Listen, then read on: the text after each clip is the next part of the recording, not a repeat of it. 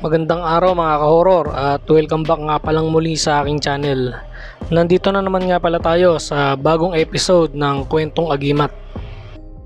Ang kwentong aking ibabahagi sa inyo ngayon ay nagmula sa isang sundalo na kung saan sa gitna ng isang matinding labanan ay nailigtas daw siya ng kanyang agimat. Alam naman natin na karamihan nga sa mga sundalo ay may tanga na agimat. Ito kasi ang isa sa kanilang nasa sandalan, lalo na kapag sila ay nasa sabak sa matinding labanan. Hindi man sila nakakasigurado na 100% silang ililigtas nito, ay nakakadagdag naman ito ng lakas ng loob sa gitna ng labanan. So tara mga ka-horror, at sabay-sabay nating pakinggan ang kwentong agimat ng isang sundalo. Meron akong ikukwento sa inyo. Sa test mission ng Scout Ranger Class 126-96, ang isa sa aking mista, noon ay si Second Lieutenant Nelson Alwad, ay galing sa tindahan bago sila umakyat sa bundok. Nung bumili siya ng mga tinapay at mga sardinas na binaon papunta sa bundok, ay maraming isinukli sa kanyang mga barya. Okay? Mga barya. At yung kanyang pitaka, ayaw ko, bakit dito na nilagay sa bulsa niya dito? Ito yung pitaka niya na puno ng barya. At yung kanyang pitaka ay Seiko wallet. Ang wallet na maswerte. Pagdating nila sa bundok,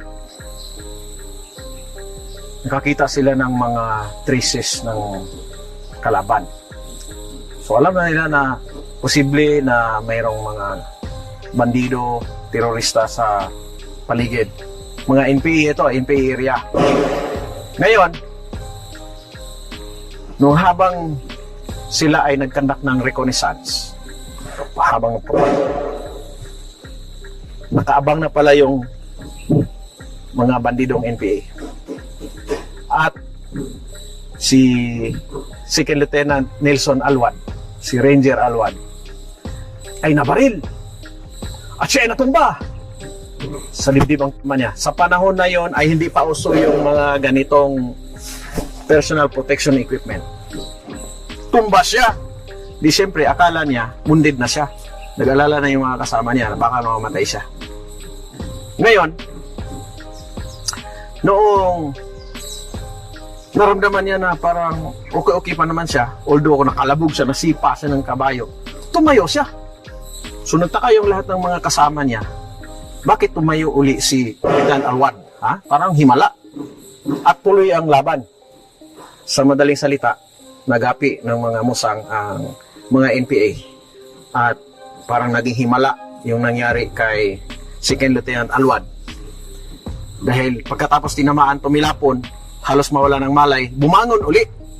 Ang nangyari pala, ang naging anting-anting niya ay ang Seiko wallet. So yung bala ng 5.56 mm na ipinutok sa kanya, nakabaon doon sa mga piso 50 na bitbit niya dito sa kanyang pitaka. Kaya hanggang ngayon, kung makita niyo si Lieutenant Alwad, tanungin mo siya tungkol sa wallet na maswerte, walang iba kundi ang Seiko wallet. Bumili kayo ng Seiko wallet.